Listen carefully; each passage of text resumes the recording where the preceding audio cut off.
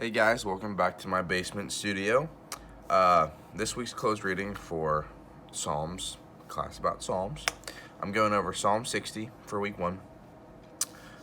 Just jumping right into it, as I always do. Historical context.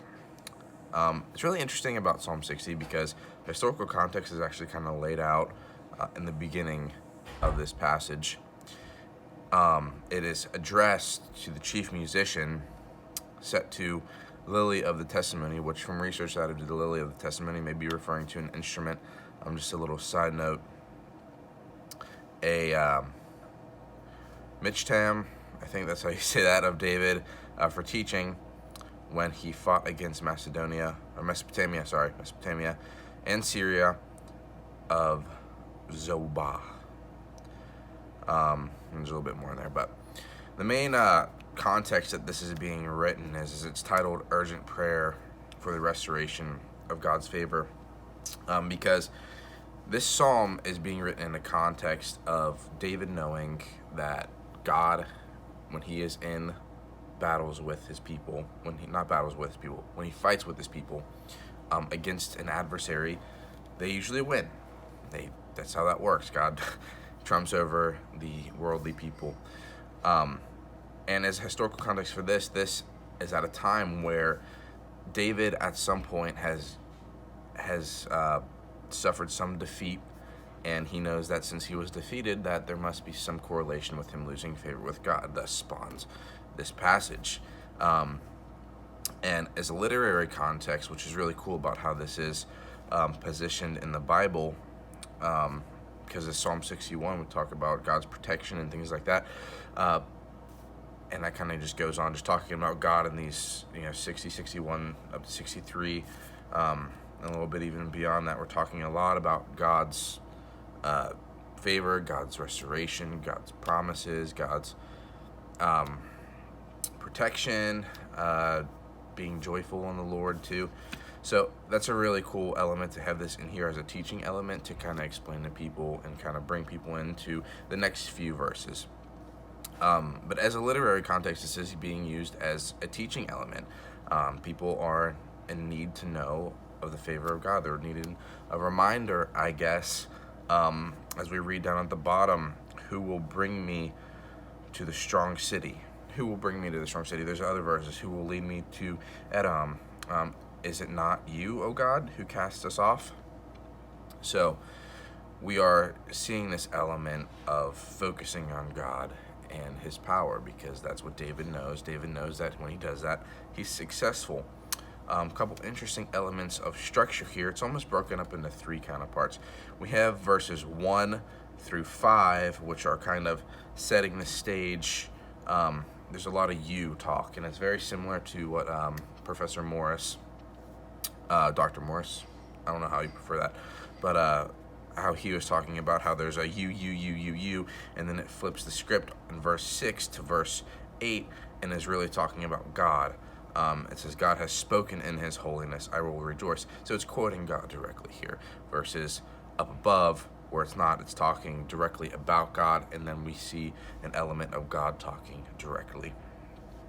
And then the third element comes in verse 9 to 12, where it's kind of just this questioning. It's almost where you see a little bit of poetic elements. Not really, but there's just a little bit of repetition with reaffirming this question of who's the person who's doing this, who's the person who's leading us out of this. It's God.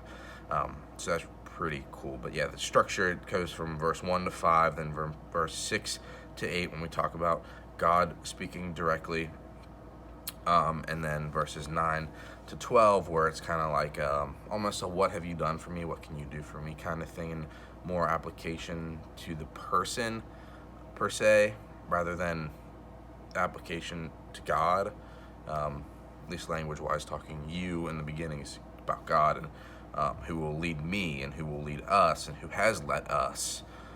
So that is pretty cool. Some Old Testament and New Testament parallels.